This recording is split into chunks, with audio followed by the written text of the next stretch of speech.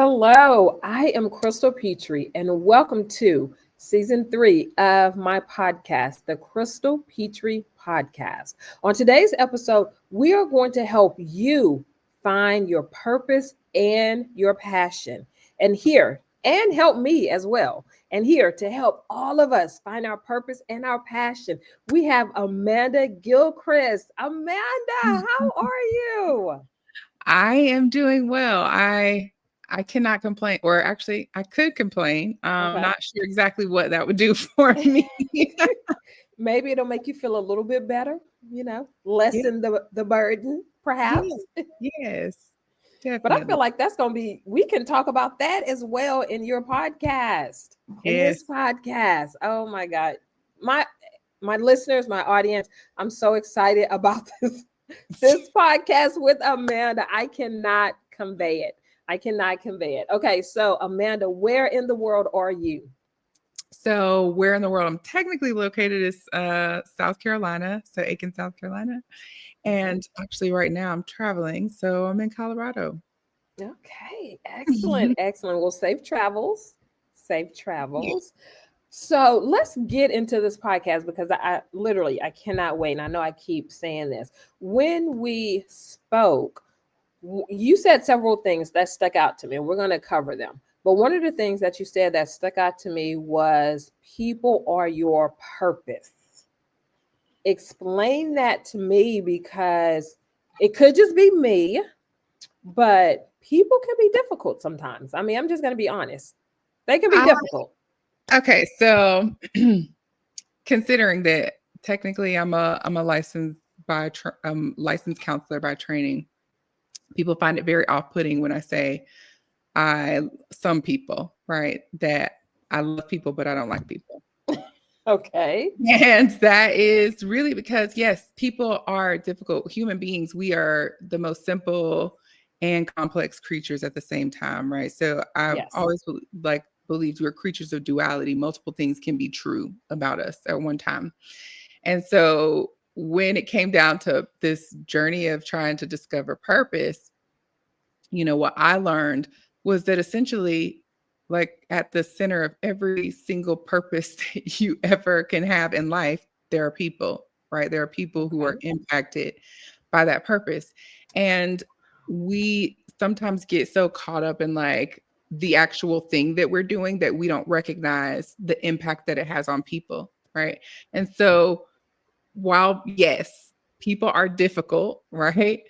That whatever it is that any of us were put on this earth to do, it's going to impact people, right? It's meant to serve people, better people, care for people. Like we're all here because humankind is about connection. Humankind is about people, right? People are the ones who are investing in this earth. So how do we continue to invest in this earth? We invest in the people. You know what? You said that so eloquently. Like I'm breaking out my big words for you, Amanda. I have never thought about it like that because people are always wanting to find their purpose, wanting to find their passion, and it's a lifelong journey as we all know. Even when you find it or figure it out, it's still a lifelong journey of working in that purpose and passion and growing the purpose and passion. But I never thought about the impact that it has on other people. So you are saying, Amanda, that every purpose, whatever it is, whatever your passion is, has an impact on other people, not just you individually. Absolutely. Absolutely. So yes, we're all looking for that fulfillment, right? And that's a Right. lot of the reason that we go on that journey of like, what is my purpose? What on earth am I here for? Well, the earth was meant to be fruitful, to grow. And in Yes. order to do that, it requires people. Like Yes. like God intentionally kind of put us at the crux of everything, right? Yes. And so when we're investing in the earth, we're investing in the people here on this earth, right? So yeah, it took me I would say it took me a lot of like pondering and sitting and contemplation to just really understand that I wasn't necessarily looking for a particular thing to do, right? Like this is my thing because when it comes down to it, the fact that people are your purpose, what you begin to realize is that it looks different in so many different seasons of your life. So you don't serve out that purpose the same way in every single season in your life. Sometimes you serve it out in a role at your job, right? Sometimes you serve it out if you're mentoring someone, or if sometimes you serve out your purpose when you're at a gas station in line and somebody randomly starts talking to you and you share a piece of information with them that they needed, right? Yes. Or something that we all carry that's meant to impact other people. Oh my goodness. So, okay, Amanda, you are a licensed counselor, but outside of that, or maybe in connection with that, you can explain what motivated you to serve people and to want to serve them. I'll say this. So I do identify naturally as an empath. I did not realize that that was a thing for me, meaning that like I'm really extremely attuned to people's feelings, their energy, their presence, all those other things. And I didn't really understand what that meant because I just kept hearing growing up, you're so sensitive, you're so sensitive. Like it And was a bad thing or a good thing? yes. And people still say stuff like that now, maybe not to Yeah. me, but I hear people use the word, oh, you're so sensitive, Yes. as like if it's a bad thing that Yes. I'm attuned to what's happening around me. Mm-hmm. And so I think the thing that motivated me is going back to that statement is that I don't like people, but I love people. Mm-hmm. And really it's about love, right? It's Yes. about, you know, I recognized, I think even early on, that there was some sort of fulfillment that I was able to experience seeing other people prosper, right? Like I found gratitude and fulfillment in seeing other people grow and seeing them have those aha moments or Mhm. excel in their career or believe in themselves. And I would say that I noticed that in high school. I would say I was like middle school, high school, because I had a friend of mine who we were extremely close. And I noticed the way that she was spoken to by her dad. And he gave her everything, like everything. I mean, like I used to be so like, oh my goodness, like I wish I could do all those things and fly all those places. And like but we weren't like, poor per se, but we weren't in the position to do the things that their family did. And there was this piece of me that just like, oh, like, man, I kind of want that until I saw what all that came with. Oh. And I was like, I don't think I would want that if that's like, if I have to go through that, right? Like the way he's like degraded her, spoke to her, absolutely had a lot to do with the types of individuals she dated for several years, even on into college. And that friendship ended up ending in college because she did the same thing. She spoke to me the same way that her dad would speak to her, Mm-hmm. berated me, all kinds of things. And I was like, no, this not it. This is not it. Right. Right. But even early on, like there was just this need or maybe desire to help people maybe even see their own worthiness, or to maybe help people recognize, right, that even if you're the person berating someone, that's a curious point for you, right? Like, why are you berating them? Is Why? berating That's what I was thinking. Is it the thing that elevates you?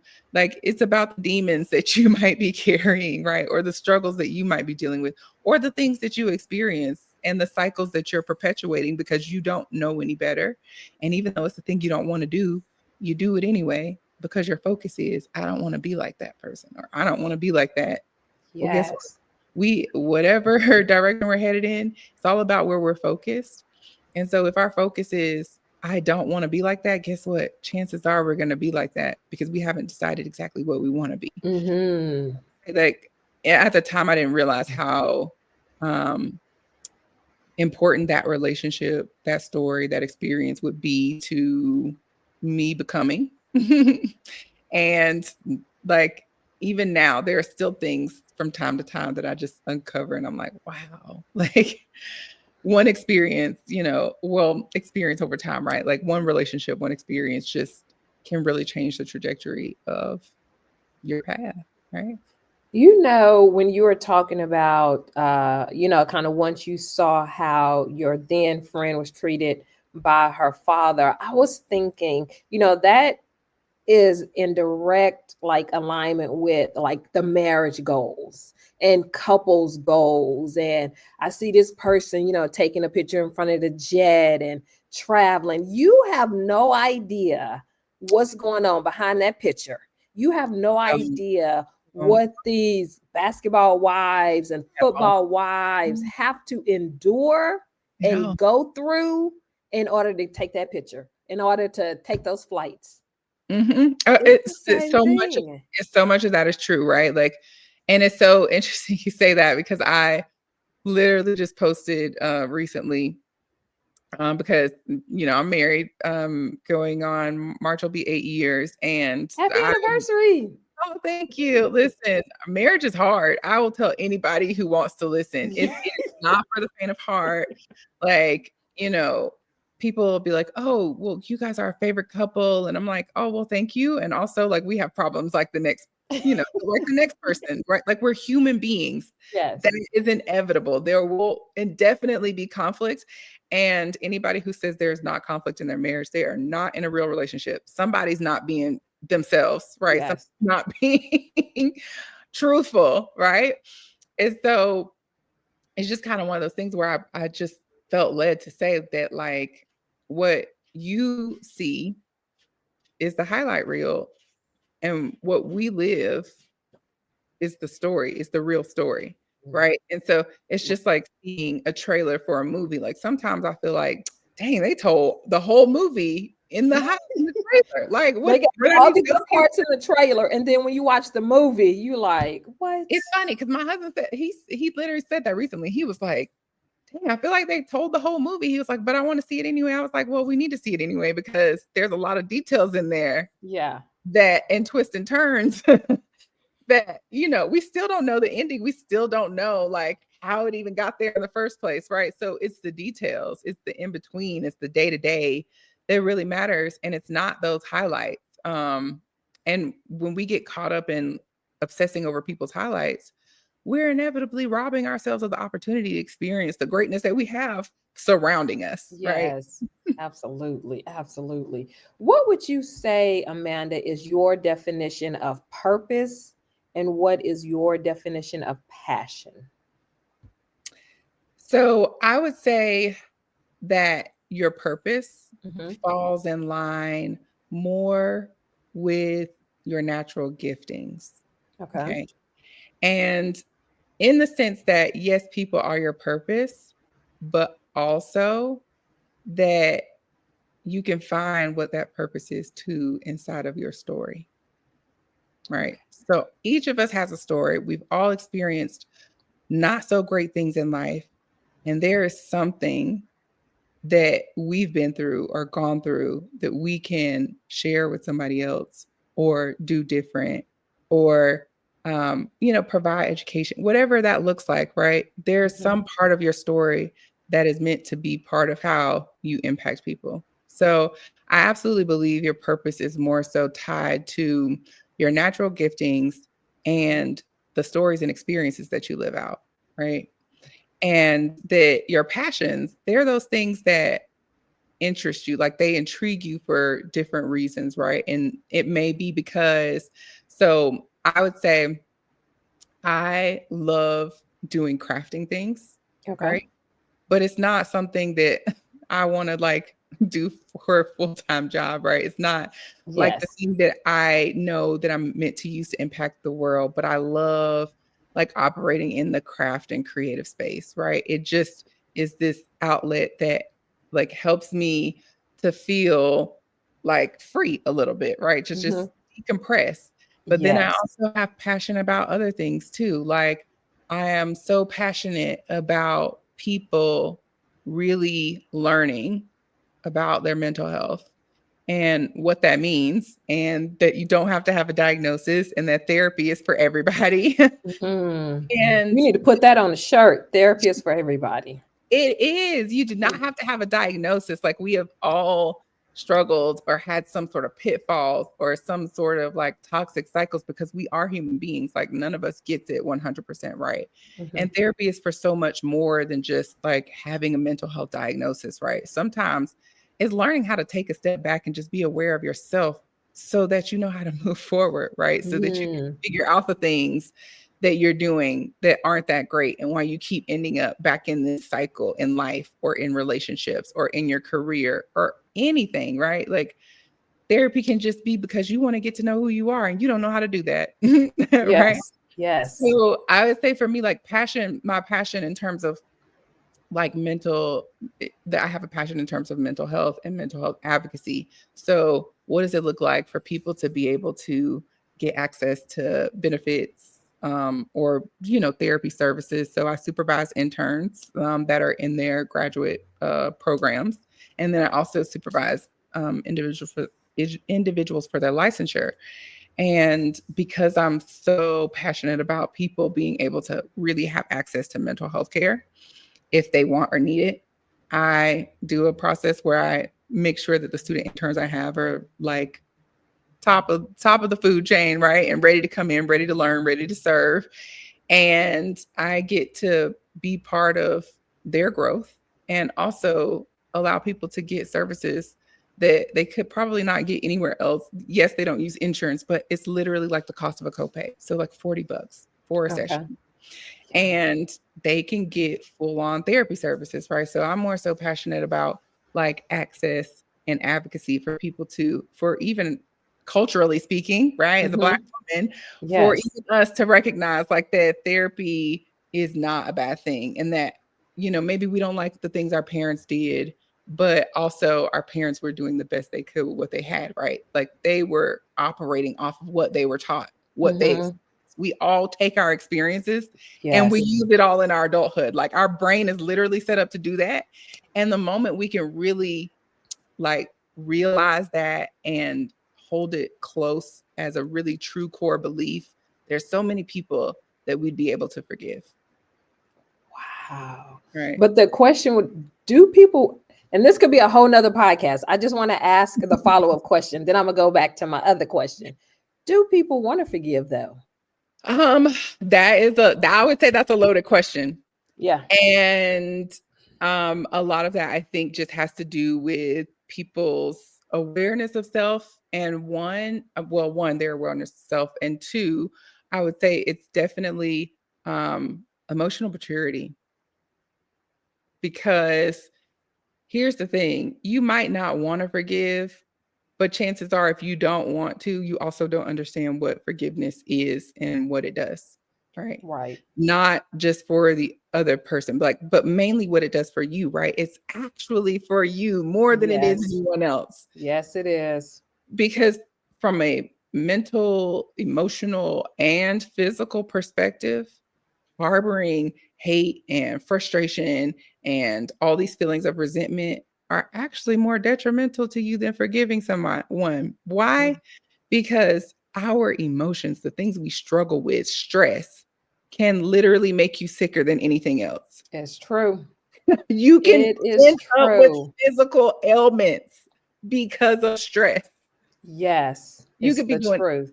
everything else right and be stressed out so bad, so in such emotional and mental turmoil that you become physically sick, right? So there's so many books out there about mind body connection. And I don't even say mind body connection. The mind and body are it. They're like one, they operate in tandem, which is Hmm. why if like our brain, right? Like I usually give people a little short science lesson, and it helps people really to just be gracious with themselves because we have things running around in our mind all the time that we don't realize. And so I say your brain is actually meant to operate both your physical and mental. Yes, it stores your knowledge, but it's also responsible for making sure your organs are operating the way that they should, right? That Hmm. these bodily functions, these physical bodily functions are happening, right? So you have one organ that operates both your like how you think about things, storing all this information, but it's also the thing that's helping your body to fully function. i.e., think about when people go into the hospital and they end up being put on machines. They have to be put on machines because they're brain dead, right? And so their brain is not able to send all the signals to make sure that they're Mhm. operating.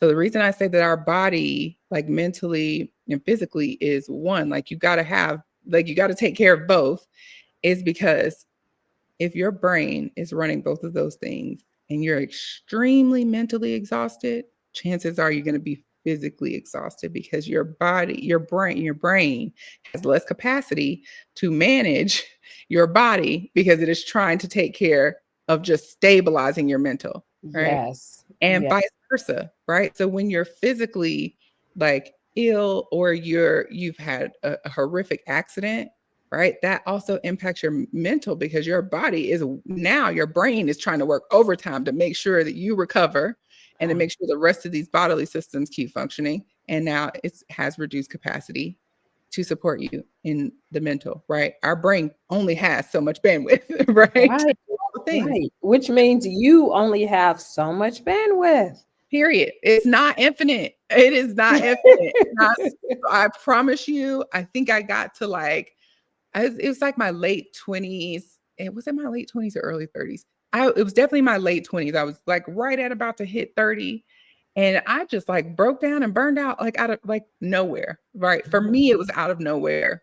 But actually there was writing on the wall, right? I was Right. just There was the ignoring red it. flags. Yes. And also like public service announcement, therapists might know all the things that you should be doing in all the healthier ways, but we're also human too, and we Hmm. don't always get it right. And I think that's one of the most important things to recognize is that we are all human. So yes, I know the very healthy ways to do things, and still sometimes, excuse my, I say my jargon or my slang, but still sometimes I choose violence. Right? I choose the wrong thing on Yeah. because I don't want to do the right thing. Like but in that moment, when I don't want to do the right thing, I also know exactly why I don't want to do the right thing. Yes. And that, So, you know what, that leads me to my next question, Amanda. How do you balance your well-being and other people's well-being? so I'll say that is a daily, I won't say struggle, Hmm. but it does require intention daily, right? Okay. Um, I had to get myself into the mindset of every moment is another opportunity to do something different or get it right or get it Hmm. better, right? Every single moment. And I needed that because I would get so like end all be all, right? Like, oh my God, like my morning started off bad, the rest of the day is trash, right? Yeah. I messed this up at this moment, like the world is over. Like it was just Hmm. this like long line of like, if I don't get it right this time, that's like I don't have any other opportunity. But it's really the persistence, right? It's really the jumping back in and giving yourself grace and recognizing that it takes time to really develop these good patterns and healthy habits. And so when it comes to balancing your own well-being and others, it's really about one. So and I'm just going to go like a spiritual perspective here too, because that's, Okay. all of who I am. So Yeah, absolutely. spiritually speaking, right? We're not called to do and be everything to everybody. So Right. there's some Which people again goes back to the bandwidth. It's mhm. only a limited amount. There are Yes. some people who are assigned to us, and there are some people who are attached to us. Hmm. And the people who are attached to us are attached because we've enabled, right? We don't have healthy boundaries. And the place to start at any given time in just balancing your own well-being against others is Hmm. that you have to one, be aware of self, right? Be aware of yourself Right. enough to slow down and recognize, okay, I'm doing too much, or why am I doing this? Because most times we're doing it from our unconscious mind. I say unconscious mind because that's where all this is back here. All In the this, back. In the back. all that unconscious mind. There's all stuff stored back there that we're using on a daily basis, right? And so we're naturally, most times, operating out of that space and not making decisions because we're using the mental roadmaps we already have. We're not thinking about it. We're just jumping in.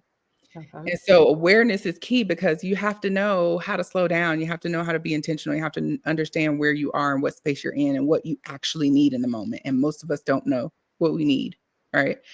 And then the second part of that is healthy boundaries. And until you are aware of whatever cycles, patterns, all those things that are happening, you cannot set boundaries that are actually going to be helpful and useful for you. And I'm just going to say that set healthy boundaries, you must be aware because the person who is going to disrespect your boundaries the most is yourself. Oh, you know what? I was talking to another guest on my podcast, and we were talking about boundaries, and they were saying setting the boundaries can be easy, but enforcing them and maintaining them, that's the part. I can say, I'm stopping at work at 5 p.m. or, no negativity. We've seen that. No negativity today, as a boundary. But when it comes down to you enforcing that and maintaining that boundary, that's the part. Yeah, yeah. And uh, okay, so the reason that enforcing and maintaining it is so difficult. That's why I like to give little science lessons, right? Because we need to know how we function. We need to be aware of how we work. We need to be aware of the odds that are already stacked against us so we know how to like support ourselves through that.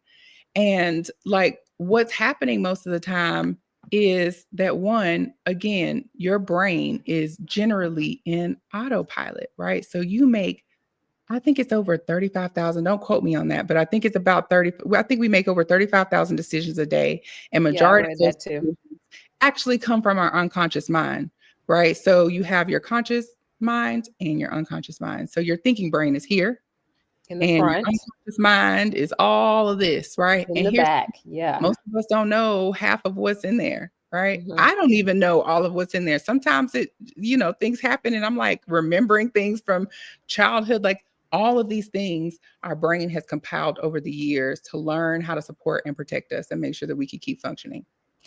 And so the greatest struggle is recognizing that all of this information that we have back here is constantly influencing how or if we maintain or enforce those boundaries, which is why intention is everything and it takes time, right? We learned all this information, especially like throughout like high school and when all those neural pathways were still forming, right?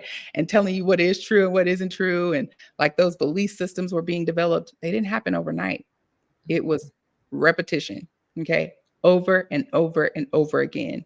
And it's the exposure, right? It's the like determination, it's that steadfastness, it's that staying consistent Hmm. even when it's difficult, even when you don't get it right sometimes, but like going back and saying like no, I'm going to hold the line here, right? Like it requires us to continue to do it for an extended period of time.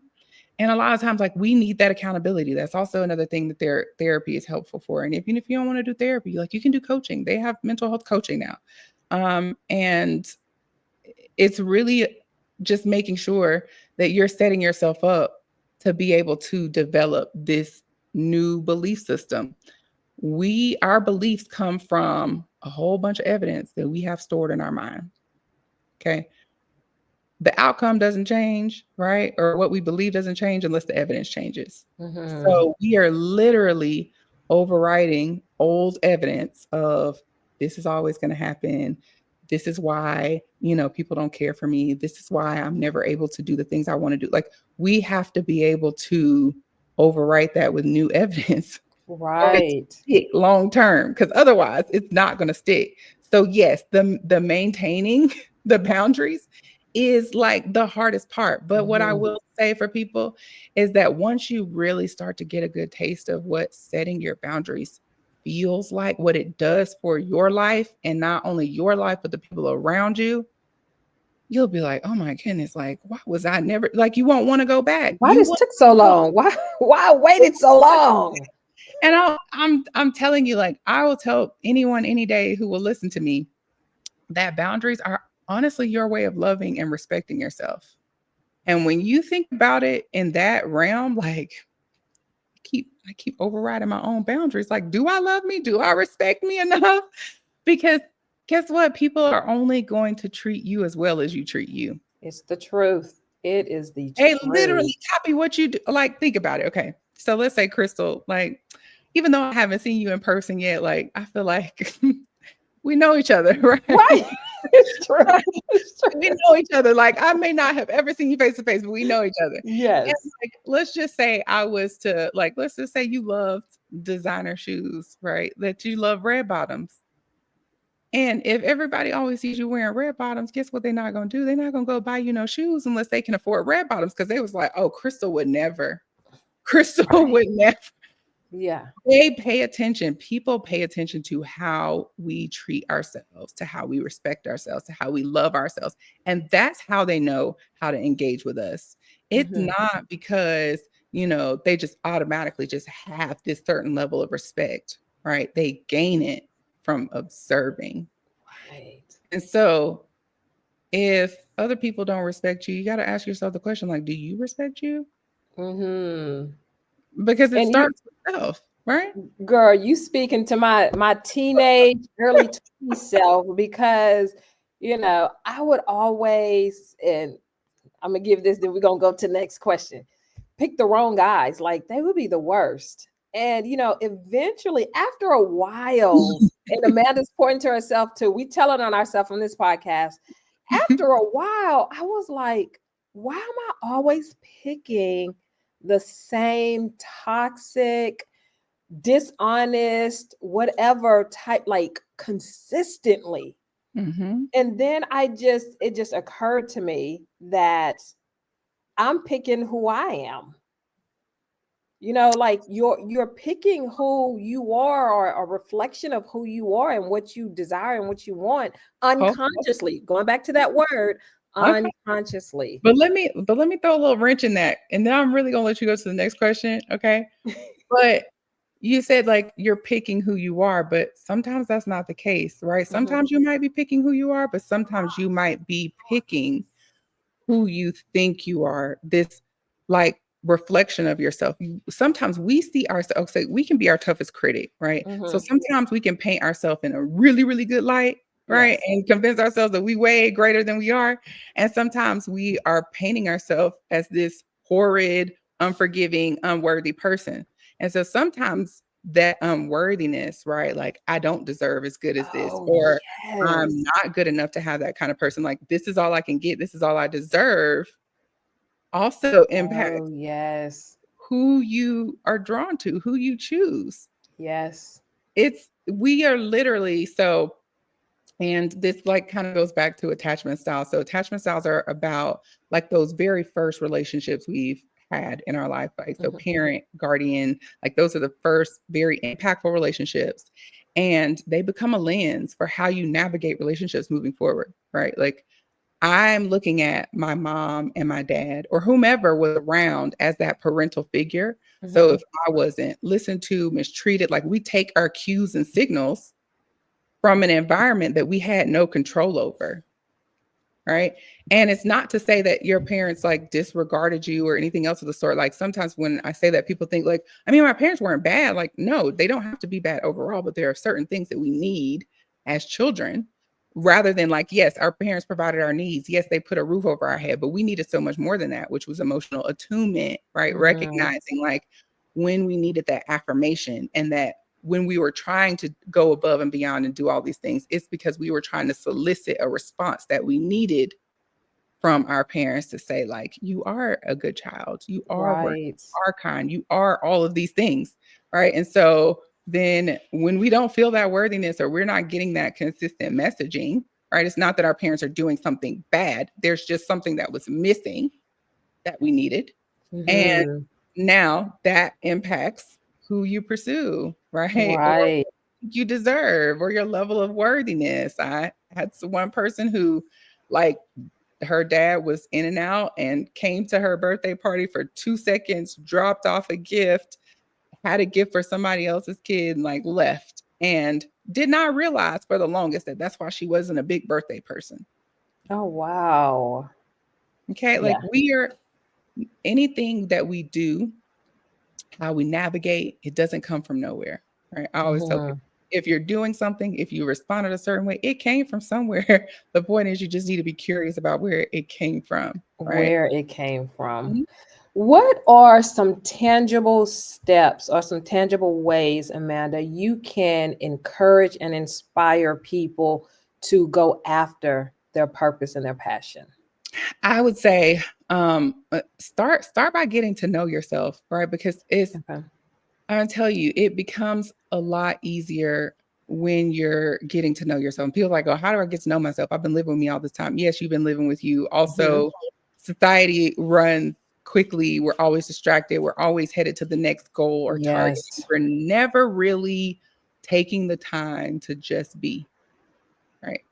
To just be present in the moment, to just sit and be like, what do I think about myself? What do I feel about myself? What do I need in Yes. this moment? And I know that a lot of people don't love to journal. Well, just in my experience, right? A lot of people don't love to journal.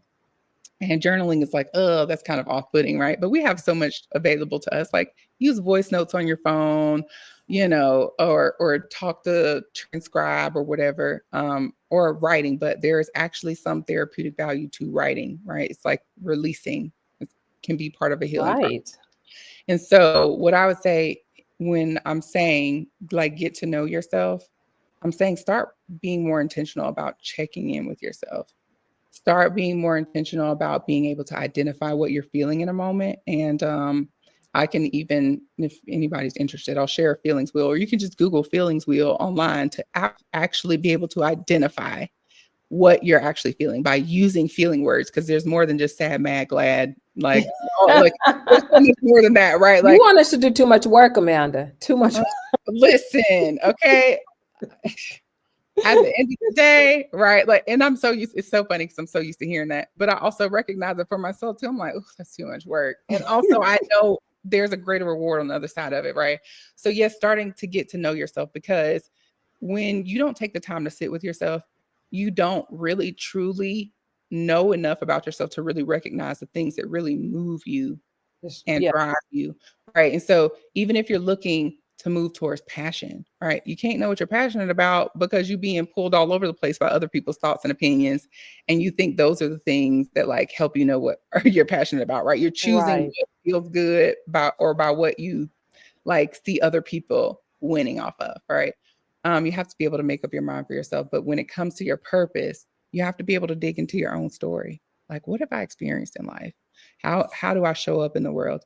You can even examine like there are ways you've impacted people already that you probably walked in your purpose and you didn't realize that you Yeah. did it, right? Like Yes. understanding what your natural giftings are. And for the longest time, like, I would be like, what is my natural, like what is my thing? Hmm. And it when I took a moment, like there was so many instances where so many people would just be like, I feel like I've seen you before. I feel like I know you. Wow. And I knew they didn't. Like I was like, okay. I mean, they're like, you look so familiar, or you feel so familiar. Hmm. Or they'll be like, I feel like I've known you forever. And I realized, like after going on my own little journey, that there was like a gift and presence that I was given, right? Of just being with people. And I was like, "Ugh, no wonder I ended up being a therapist," right? Like, It just was this meant to be. yeah, it was like being with people. And the interesting thing is I am naturally an introvert. People think I'm an extrovert. I am not, okay? Like, once I've, like, been with people for a little bit, I'll be like, "Okay, I gotta go, like, nap, like, recuperate, like, hibernate for a few days and, like, come back." Yeah. Because it takes a lot of energy out of me. But I recognize that being with people was part of my purpose. Like being present with them was a huge part of my purpose. And helping them see themselves in a different way was also part of that. And so, like, your purpose starts with examining your story, right? Hmm. How many people have, and I'm not saying this is like the case for everyone, right? Because we're all uniquely ourselves, but so many people who have experienced trauma in their life of different sorts, and they're using that now to impact other people's lives, whether that's speaking, whether We that, hear that so much. Yeah. yeah, okay, all kinds of trauma. People who have been maybe grew up without means and they decided that that's not where they wanted to be in life. And Mm-hmm. they charted a path for themselves that put them like none of us actually looks like what we've been through, right? Which is a We good thing. oh, thank God, thank God. Okay, Thank thank God. Yeah. God. And like if you and as you're listening to this, I just really want you to allow it to come to yourself. And you don't necessarily have to like know the answer in the moment. Cause I think sometimes we are so caught up in this society of like being able to popcorn out the answers or responses. But here's the thing, right? The just being is about just sitting still sometimes and pondering. And that means maybe posing a question to yourself is like, what is a recurring theme that I have noticed in my life? Mm-hmm. And just sit with that question. You don't have to sit Right. completely in silence. You can just pose the question to yourself and keep moving. Because the thing about the way our wonderful brain works is once you are intentional to think about something in a moment, your brain does not stop processing it in that moment. Right. Okay. And I'm It's telling you, that's what I did when I was like my early 20s. Took a moment and I sat like, why do I keep picking the same guys over and over and over again? And listen, this is just one of those, small, tiny writing things. When you sit like what Amanda is saying and start asking yourself questions, you're going to get some stuff you don't like. So be prepared for that part too. You get the good stuff, but you also get some stuff that, dang, is that really me? Oh, I need to work on that. Or that can't be me. That's not how I'm thinking. That's not how I'm acting. Like, so you get the good and the bad when you do that. mm-hmm. And the other thing I would say too is like start consuming things, right? Uh, Healthy things, right? So I would read a lot, and then I didn't really have time. I was doing a lot of traveling, and I was like hated my time in the car. Um, and then I was like, "Ooh, Audible," right? Because I needed to feel like I was being productive or doing something. Like, what am I getting? What am I doing right now, right? Mhm. And so there's a book also. There's several books, right? But one book that comes to mind that I would say anyone can start with is The Purpose Driven Life. Oh, I think yes. it's I've by read that several times. yes. And yes, like he talks about it in a different way, but there's just so many anecdotes and stories and context in there that just kind of helps you begin to explore, right? So if you're one of those people in the moment where right now it's just extremely hard for you to sit with yourself, and by the way, if you feel like it's hard for you to sit with yourself, you are not alone, okay? If I had the ability to like actually do a like full blown like research on the US just in general, okay, you would find the percentages of people who find it difficult to sit with themselves is extremely high. There are times where I find it difficult to sit with myself. And that's not necessarily an all the time occurrence, but we have to consider our circumstances, the different things that we're experiencing in life can put us in a position of avoidance, right? Where it just feels easier to not deal with the thing. Yes. Okay. I.e., this is why COVID was so detrimental, not even just because of the death, but I don't think we realize the ripple effect of the fact that we are so used to accomplishing and doing and moving and going and being distracted by everything under the sun that pausing was like, what do we do now? What is Yeah. this? Yeah. What's happening? What is a We pause? What is a stop? we did not know how to sit with ourselves, right? Like, are you kidding me? I can't. Yes, we are made for connection. I undoubtedly, right? But we also require times of isolation because if you're always taking in things from other people, how do you know what's the difference between what you want and what other people have told you you want? Right? How do you know the difference between what you truly desire and what you just think you desire because you've seen it and you envy it and you think it's Hmm. cool? Right? Yeah. Like And you got that's the hashtag goals. right. Yeah. Like the goals should be your own goals, right? Like, do those belong to you? Uh, Right. In the same way that I will tell people, and I tell myself, like, is the life you're living your own? Because if you're living your life based on, if any of us are living our life based only on the values that we were instilled, growing up, and we never questioned, and we never pondered, and we never thought through them, and we never took the time to say, like, why do I believe this? Because I mean, as kids, like, I believe it because my grandma said it or my mama said it, or this Right. person that And I you really just rock with that. You just you rock with just that. you just go with it. And the Yeah. only person that we're supposed to be believing blindly, like the only the and as far as I'm concerned, right, is the Say Lord. it. Okay. It's the truth. And so, like, is your life your own, right? Are you living it based on things that you really truly identify with, that you have your own conviction in? Or are you living based on things that were taught to you, were given to you? Because if what you know to be true about yourself, or if you can't figure out what your purpose is, chances are you haven't expanded the reach far enough, right? You Mhm. haven't started to just be curious. And like the steps that I did say of just like starting to just sit with yourself and learn to just be, that is a breeding ground for curiosity. And Right. you need to be curious about all the things that you've been given and what people told you. And, you know, is this something that I really believe for myself? If I do believe it, why? I'll tell my son all day, every day, and twice on Sunday, look, okay, I don't agree with your behavior. So I'm going to tell you when your behavior was off track. And also, if you're going to make the decision to do a not so great thing or also a great thing, you need to know why, right? If you That's showed true. up that way, if you behave that way, you need to know why, right? Because Right.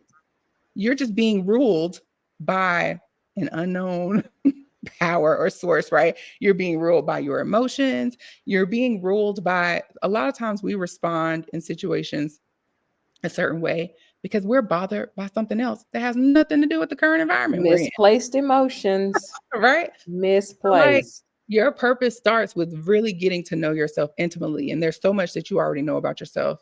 You just need to be curious, right? You just Mhm. need to like identify like what are the recurring themes that kept showing up? Where were the places that I felt the most fulfilled? And we don't ask ourselves those questions enough, right? And the one thing I'll say too is when it comes to even feeling that sense of fulfillment, right? Fulfillment is an actual feeling, right? Something that we feel. But we numb ourselves way too much on a daily basis. And when I say we numb ourselves, it's, well, no, I cry and I feel my emotions and all this other good stuff. And I'm like, right. But do you to the full extent? And when I say the full extent is that when we experience bad things, we're usually trying to rush ourselves through those bad feelings. Yeah. Like I need to hurry up and feel better, or I need to hurry up and feel different. Or when we ignore the bad feeling and we find a coping skill or a tool or an outlet or a distraction. And a lot of times, even though they're not necessarily bad per se, they're not the healthiest, right? Because they're distracting us away from like things that we actually need to allow ourselves to feel. Well, here's the thing about feelings, right? Okay. Besides the fact that they're fleeting. They are fleeting, okay, like literally momentary, which is why we're not supposed to make decisions only on feelings, logic Right. and emotion, right? The balance between the two. But when it comes down to like the things we're feeling, bad or good is not good without bad. There's no spectrum, right? Mhm. This is why bad feelings mean something. This is why good feelings mean something because there is an opposite end of the spectrum, right? And if we stunt allowing ourselves to feel the bad feelings, then you're also prohibiting yourself from feeling the good things as fully as you could feel them, right? So if you're holding yourself back on like, well, I'm just going to be distracted, guess what? This is also why you don't feel a lot of gratitude or joy because you are not allowing yourself to feel on the other end of the spectrum, right? So the good doesn't really feel that good. As good. Yeah. You're just like, well, I mean, I know it's a good thing. Okay, but where's the The excitement, excitement, the the joy, happiness, the the like joy. the all the goodness, right? Yeah. You have to allow yourself to experience both sides of it fully Mhm. to get the full experience. And yes, our feelings, our emotions, they're so intimidated. But I'm going to tell you, whatever your purpose is, it's attached to feelings and emotion. Like God did not separate, like we weren't made to be separated from our feelings. Like we are literally made for connection. Yes. We're not supposed to be run by them, but they are a huge part of how we show up for each other, how we connect. It's the thing, our emotions, our feelings are the thing that balance out us just going with straight up logic. Okay. So your purpose is not something that's all logical and like, it's going to make sense and it's going to, turn into a Fortune 500. Like, purpose is not like, we got to take all the extra parameters out of what we think purpose is, because there's some people who probably already know exactly what their purpose is, but it doesn't feel big enough or grand enough. Mm-hmm. And so they're disregarding it. Oh, that can't be it. Like, yes, it That can. is it. Right. And it's more grand than they realize, because guess what? Impacting one person, that's grand, right? Changing one person's mood on one day, Yeah. that is grand, right? That is grand. And that's the thing about walking in purpose, is because you're never always going to know the people that you impact, right? And you're never going to always know how you impacted them. But that's why I always say, like, people are your purpose, whether you see what's happening, right? Whether you see the outcomes for them or not, right? Some people you'll know, some people you won't. But that's okay, right? It's about walking in this space of recognizing, how am I making the world better, right? How am I making people's lives better? We should all be making people's lives better. And people are like, well, I didn't get put here to make other people's lives better. Well, guess what? If you are really working on yourself, right? If you are improving upon yourself, it's not hard to make other people's lives better. Right? Your Yeah. presence can help make Will other automatically your presence, automatically how liberate you other show people. up, how Yes. you show up, right? That is the thing that can help make people's lives better. I will tell you, I met this one guy. I was traveling for work, and he was behind the hotel desk, and I had gotten in late. The rest of the team that I worked with on this consulting project was there already. So I'm checking in, it's super late, but he just had the best like attitude. And it was super like just a very beautiful spirit and Mm-hmm. personality. And so, he was getting me all checked in. He was like, "Oh, the rest of your team is already here, just giving me all these updates and stuff." Like, and I'm just like, "Okay, I love it. Thank you." He gave me some little coupons for like the hotel restaurant area. And he was like, "Listen, if you need anything, big or small, give Darnell a call." And I Oh, was I just, love that. listen, I And look was at like, the impact you're telling. And I don't know when this happened, but you're still impacted by that and telling the story. yes. So this was last year. And I'm going to tell you, like, I told him the very next day, because we ran into him, myself and the team. The whole team talked about him because he was just amazing. Like, his spirit was so vibrant. We were just like, man, like he really loves showing up, right? And it's not that he loves his job; it's about how he shows up, right? But you could tell that he was definitely from. I could tell he was walking in his purpose. Okay, and we don't realize, like, even just if you're behind a hotel desk, you don't have to be the manager, but you impact so many people and their experience every single day. That's true. Every single day, you can make someone feel better. You can put a smile on their face, or you can just, derail the entire day, right? And like, every encounter that our team had with him was amazing. So much so that when we went back to that same hotel last time, I had a horrible experience. And I wrote, Darnell wasn't there. Darnell was filling in from another hotel, right? Oh Because no. someone had passed away, and he shared that. And he was like, "Well, I'm just filling in here." He was like, "But I'm normally at the other place." And even still, his short time being there, I told him, I said, "I hope you realize just how impactful your presence is to so many people." Mhm. So they may not ever tell you, But I'm but gonna tell I you. need you to know, like, I want you to know, whether or not they ever say it, that you have impacted more people than you could probably even begin to count. And it's just how you show up, right? And so think about that when we're bettering ourselves, when we're looking at our story, when we're looking at, a lot of us may have been treated a certain way. And Mhm. we don't ever want anybody else to feel like that, Right. especially not when they encounter us. You may feel unworthy and you don't ever want anybody else to feel unworthy. How does that align with your purpose, right? Guess what? Chances are your purpose is all up in there. You just don't realize it. So it's self-discovery, and it can seem difficult, but I'll say to anyone, right? Like, and I'm sure you'll share information, or you can connect anybody with me who wants to ask, but um I would be happy to just write down a couple of little steps that you could just start and do and find some accountability, right? Like, encourage somebody else to get to know themselves, encourage somebody else to start discovering what on earth they were put here for. Because we were all put here for something. As long as we have breath in our body, we have the ability to make impact. And it's so much closer than most of us even realize. As we get ready to wrap up, Amanda, I have a couple more questions for you. One of the things that you said when we spoke before the podcast, you were speaking about head trash, which I had never even heard of that term before. So explain, what is head trash and how do we get rid of it? So funny. So quick analogy, right? To kind of give context to head trash. So when you're in your home, right, most of us have all these fancy garbage cans now that you just wave your hand over and it Yes. opens up, or you have a trash can closet.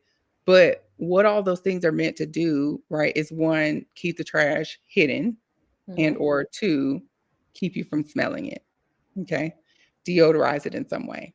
But here's the thing, right? If you never take it out, it doesn't matter how tightly sealed we think that container is, eventually it's going to start to smell. Well, if you're in your house and you're always there, you've always been there, you don't really smell it, right? You Because become nose blind. yes, you absolutely do, until somebody shows up and they're like, oh my God, what is that smell? Yeah. Right? Because you've been sitting with it so long, or either you go, let's say you go out to check the mailbox and come back in the house and you're like, gosh, what is that smell? It's Yes. because we need to change perspective sometimes to recognize that there are things that we are carrying that are literally permeating how we show up. They're permeating our entire being. They're permeating what we believe we can do, how we feel.